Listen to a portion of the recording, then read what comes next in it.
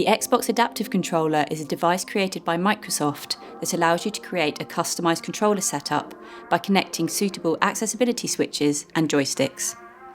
At SpecialEffect, we use the Xbox Adaptive Controller with a wide range of people that we work with. In this video, we are going to look at how to set up the Xbox Adaptive Controller on an Xbox Series console and show some examples of the equipment we use and how you might set it up for different games. For the rest of this video, we will be calling the Xbox Adaptive Controller the XAC. When talking about Xbox Series consoles, we are talking about the Series X and the Series S. While there are differences between these two Xbox consoles, the process for setting up an XAC is the same on both of them. Connecting an XAC to a console. The Xbox Series consoles have a mains power cable which plugs into the back and into a mains socket. It also needs an HDMI cable connected. You plug one end into HDMI out on the console and the other end into the spare HDMI port on your TV. Once you have connected these, press the Xbox button on the console to turn it on. If it is your first time using your Series console, you will need to follow the on-screen instructions to set up the console and create a user profile. You will need to connect a controller to set up the console. To connect either the standard controller that comes with the console or your XAC, it is a similar process. To connect your XAC wirelessly, you first press the sync button on your console. You then press the sync button on the XAC. The lights on both the console and the controller will flash quickly and then stop when the XAC is connected. You can also use the USB-C cable that comes with the XAC and plug this into the front or the back of the console. This is used to charge your XAC. You could pair both a standard controller and the XAC to be used together on the console using the Controller Assist feature. This allows you to pair two controllers, such as an XAC to a standard Xbox Series controller. We will cover this later in the video. We have made a separate post on how to do this that we will link below. To move around the Xbox screen, you need to use the left joystick or D-pad. A is generally used to select and B is used to cancel. This is the same with the XAC. You can use the D-pad and the large A and B buttons on the device to navigate around the Xbox home screen for setting it up. Creating a full controller with an XAC. If you are using the XAC, then you will likely need to add joysticks or switches to create a full controller setup. The buttons on the XAC will still work when peripherals are connected and can be incorporated into your setup, if they are accessible to you. Joysticks. There are a variety of different joysticks available for the XAC. Some of the joysticks have a USB fitting. For these, you plug them into the left USB input on the XAC for left joystick, or the right USB input for the right one. Some compatible USB joysticks we use include the Zigzag and Ultra Stick from OneSwitch, and the Optima joystick from Praetorian. These are larger joysticks and require a certain amount of force to move them. We also use the Celtic Magic Feather and Dangle joysticks. These require very little force to move them. The Xbox Adaptive Joystick is another USB option we use. This can either be connected via the XAC or directly into your console. More information on the Xbox Adaptive Joystick can be found in our video on it, which we will link to below. Some of the joysticks we use have a 3.5mm jack. For these joysticks, you plug them into the X1 input for left joystick or X2 for right joystick. The options we use include low force and standard force thumbstick style joysticks, like the mini joysticks from both Celtic Magic and OneSwitch. The standard force versions are similar to those you would find on a standard controller, but within a separate small case. The low force versions have had the spring changed, so they require less force to move them.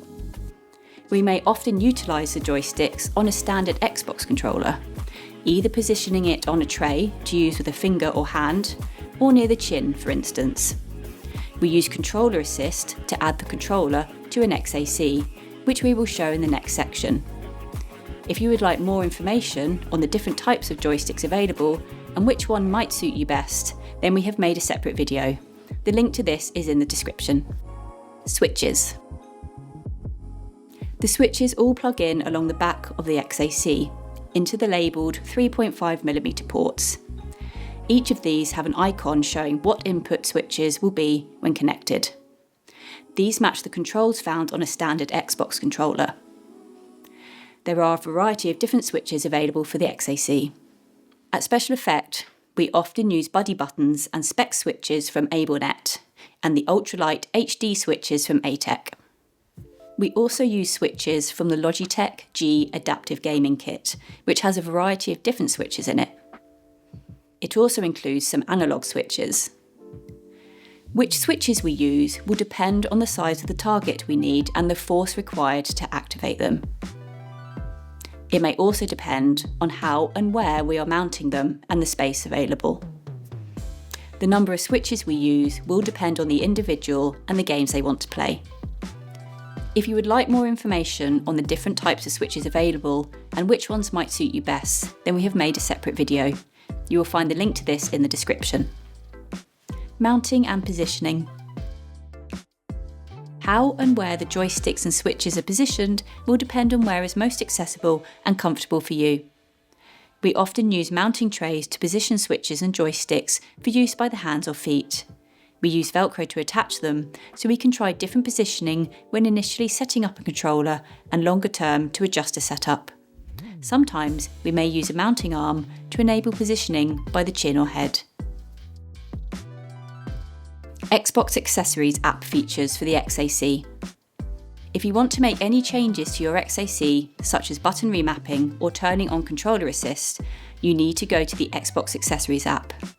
You can find this in My Games and Apps from the home screen.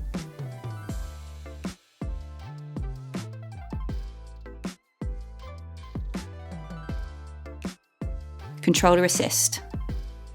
Xbox Controller Assist allows you to combine the inputs from two controllers so that two people can play as one player in-game. Alternatively, one person can use this feature to divide the controls between two controllers to play in a more comfortable or accessible way. The feature was first launched in 2017 and originally called Copilot. To turn on Controller Assist, navigate into My Games and Apps and select Apps. Open the Xbox Accessories app. Make sure both of the controllers you want to use are turned on. Make sure the second controller is also assigned to the same user profile. Use the primary controller, which is the controller first in the list, to navigate the menus. Navigate back to the primary controller and select the menu with the three dots. Navigate down the options and select Turn on Controller Assist.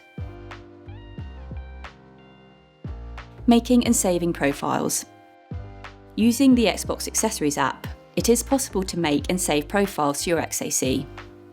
All of the switch ports on the back of the XAC can be remapped in the Xbox Accessories app. This also includes the two large black buttons on the front of the XAC. You can also remap a button so that it acts as a shift button. This means you can have one switch that has two functions. By default, it will do one input, and when shift is held, it will do another. Whilst this requires adding an extra switch into your setup, overall, using shift could reduce the total number of switches you need to play a particular game. The profiles that you make with your button remapping save onto the device itself, and you can save up to 3 profiles. To select the profile you want active, you press this white button on the front of the XAC. The number of lights on corresponds to the profile that you have selected. You can also remap so that buttons will act as individual joystick directions for both left and right joysticks. For instance, you could use switches to steer a vehicle in a driving game by mapping switch inputs to left and right on the left stick. The X1 port by default can be used for left stick up if you plug a switch into it. We use this at SpecialEffect to walk forwards in some games. So, you could use a switch and a joystick as an alternative to using 2 joysticks for first-person games. More on this can be found in our Walk Forward button video linked below. Example XAC setups for different games. On the Xbox Series X console, you can get games on physical disc or download them from the store. On the Series S, you can only download them as there is no disc drive. You can purchase and download games from the store on your console. Once you have your controller all set up, either put the game disc into the Xbox, or if it is downloaded, just select the game either from the home screen or find it in My Games and Apps. The number and type of switches and joysticks that you will need will depend on your movements and the types of games you want to play. In this section of the video, we will look at some different example setups for different games. These are to help you get an idea of how many controls you may need for different types of games, using example equipment combinations. For each individual, their own setup would be customised in terms of the joysticks and switches used and the positioning of these. Example 1, Forza Motorsport and Forza Horizon. Forza is a racing video game series for Xbox and includes the Motorsport series, which is a track-based game, and the open-world racing games of Forza Horizon. These games have quite a lot of controls listed by default. However, for many people, you do not necessarily need all these to enjoy racing. You can play much of these games with a joystick to steer and 2 switches, one for RT and one for LT. In this setup, we have a joystick plugged into the left USB on the XAC for steering and a switch into LT and RT for accelerate and brake. One thing to bear in mind is in order to independently set the games up, you would need to be able to press the menu button and A and B button to get through menus, either on a standard controller, the XAC itself, or with accessibility switches. If this was not possible, then someone may be able to do it alongside you with a standard controller paired with controller assist. It is always a good idea to look in the options of any game you are playing, as there might be accessibility settings or control configurations that might make the game easier for you. Forza Horizon 5 and Forza Motorsport have a single stick driving option, which means you can accelerate and brake just with a joystick.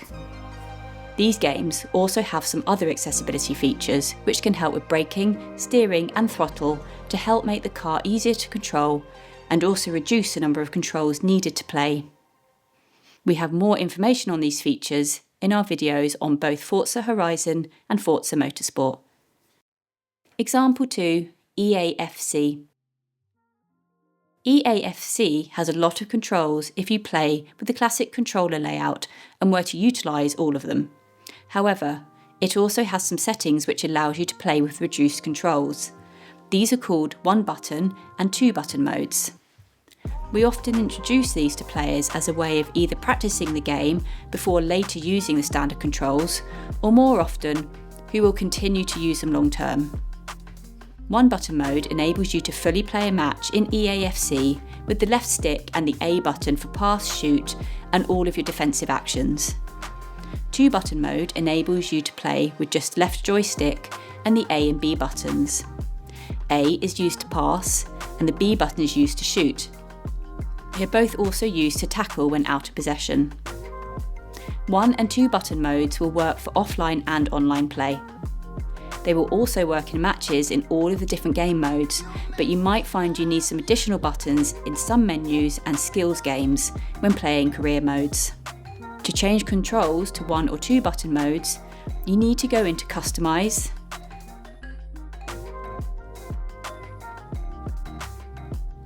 go to Settings, and select Customize Controls. You then, by default, use the RT or LT buttons to scroll through this menu and then left stick to select the controller mode you want. Example 3, Call of Duty. Call of Duty and first-person shooters in general use both joysticks and pretty much every button on the controller. However, it is still possible to use the XAC to play these games, as you can plug in as many joysticks and buttons as the individual can physically manage. If you cannot physically access all of the buttons required for these games, then playing alongside someone using controller assist could be helpful. Other ways to use fewer inputs to do more in-game actions may include using the shift feature on the XAC, as we mentioned earlier, or Perhaps looking at in-game settings to see if there are any remapping options, assists, or other features that could help reduce the controls required. Or it may be that using profile shifting through use of additional hardware would be suitable. More information on these can be found in the description below. Thank you for watching this video. We hope it has been a useful introduction to the XAC and how we use it at SpecialEffect, and how you might use it for yourself. For more information on the Xbox Adaptive Controller, please use the XAC tag on the Game Access site.